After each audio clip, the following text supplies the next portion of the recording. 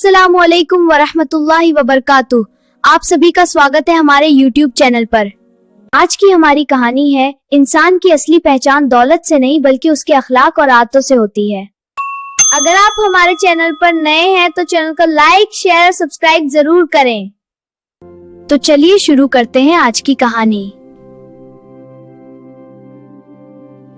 इस्लाम हमें सिखाता है कि अल्लाह के नजदीक इंसान की असली कीमत उसके अच्छे अखलाक और तकवे से होती है, न कि उसकी दौलत या पद से।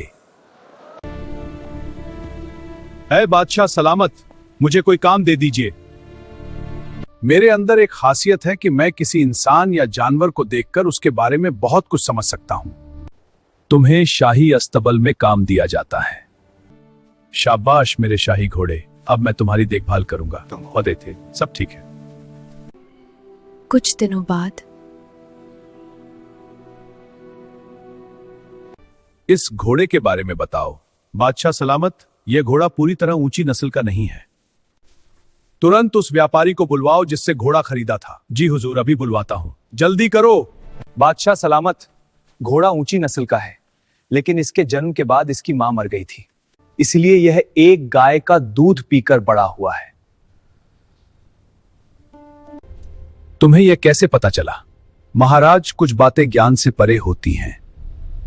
असली नस्ल के घोड़े घास खाते समय सिर ऊपर उठाते हैं, लेकिन यह घोड़ा गाय की तरह सिर नीचे रखकर घास खाता है। तेरी समझदारी से बहुत खुश हुआ। धन्यवाद महाराज। इनाम में ये अनाज और जानवर ले और महल में काम कर ले। कुछ दिनों बाद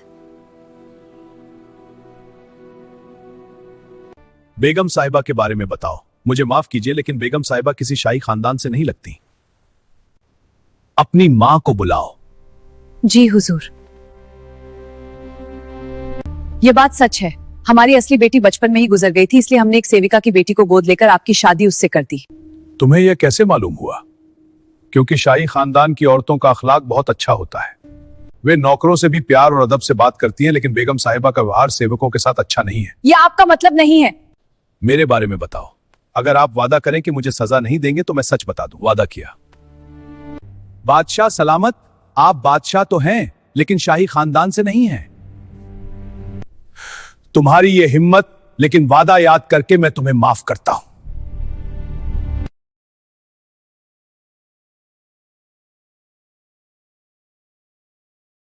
मां, क्या मैं शाही खानदान से नहीं हूं? हाँ बेटा, जब हमारी कोई औलाद नहीं हो रही थी तब हमने तुम्हें एक चरवाहे से गोद लिया था।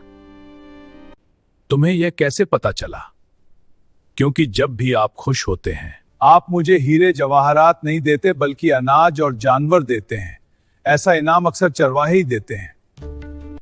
इस कहानी से हमें यह सीख मिलती है कि इस्लाम में इंसान की असली पहचान उसकी दौलत या पद से नहीं बल्कि उसके अखलाक, आदतों और दूसरों के साथ उसके व्यवहार से होती है। इसलिए हमें हमेशा अच्छा व्यवहार करना चाहिए और बुरी आदतों से बचना चाहिए। अगर आपको आज की यह कहानी पसंद आई हो तो चैनल को लाइक, शेयर और सब्सक्राइब करना मत भूलिए।